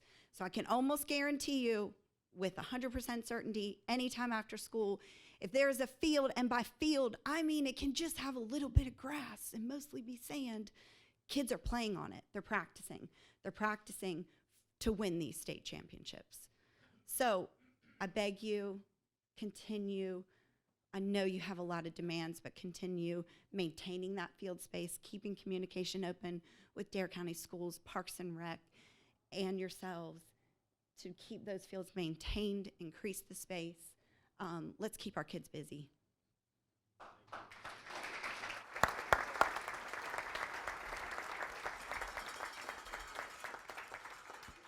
Thank you so much, Abby. I appreciate that. Just so you know, you're reading that slide up there. We're working towards a master plan to set recreational priorities next year. And your input, I know Abby's going to give us her input, so y'all need to be right there with Abby to give us your input with that. Okay. Boy, is this, and now listen, don't take it out on me. I had 55 years in the insurance business. I was strictly commercial. I didn't do residential, so don't blame me. I'm retired now, so you can't punch at me on this one. I'm retired. Our commissioner of insurance has proposed a 45.1% rate increase on the beaches, and he's proposed a 33.9% on the mainland areas of Dare County. If approved, this rate's going to go in and take effect August the 24th. And we have already, our board's already passed the resolution and submitted a letter to the Insurance Commissioner, Mike Causey, expressing our strong opposition to it. I know Duke Garrity from the Home Builders is in here. His group's doing some stuff. Donna Creef, Donna's in here somewhere. Where's Donna? There's Donna right there. Donna's already sent something in. I know our towns are going to send some stuff in. I encourage you as an individual to write, well, it's two ways. You can email, and it should be done by February the 2nd, to the 2024 homeowners at ncdoi.government. Write your comments, send your comments there by email, or you can do it handwritten to Kimberly Pierce. She's a paralegal with Dare, with the government agency in Raleigh. And then, of course, you can see Dare NC government/insurance rates here below. This is critical. I'm hoping and praying, I'm optimistic. The last time we had a huge rate increase, I believe we knocked it down and argued it to about 9%. Wasn't that, Donna? About somewhere around 9%. So I'm hoping and praying we're going to be in the single digit figures once again. So please, please, please send your comments. The more, the better. Folks, that ends the state of the county. No, back up. That ends the state of the county. Yeah, Bobby. Pardon? Yeah, Bobby wants to say something about the insurance thing real quick. Commissioner Water said that Commissioner Causey was proposing this increase. He is not the one that proposes the increase. It's the North Carolina Rate Bureau, yeah. Okay, so your public comments will be heard. We are 50 days here. Close to the end of that. Keep your comments in. We want to hear them. It's important that we all hear these comments and we make sure these rates get lowered. I just want a point of clarity on that. Yeah, thank you, Bobby. Thank you. I meant to say the rate bureau, and I apologize to Mike Causey for that. I know he will go to bat for us. In closing, folks, we appreciate you. Everybody in this room, I've said it over and over again, you're the 12th person on our team. We could not do what we do for this county without your input. Your input is valuable. We appreciate every single one of you here today. I wish the venue was twice this size. We're struggling to find somewhere to do something bigger. I even thought about maybe Superintendent Bass Night, maybe First Flight High School auditorium. If we do that, y'all ain't gonna get breakfast. So tell us your comments. Is breakfast important or is the presentation the most important? I can't thank you enough. I can't thank you enough for supporting us and believing in us, because we work for you and we will continue to give you, Duke Garrity, 150% of our time. I got a few minutes. If y'all have a few minutes, if you got any questions, our board, our team over here is willing to answer any question you may throw at us. Man, did we do our job.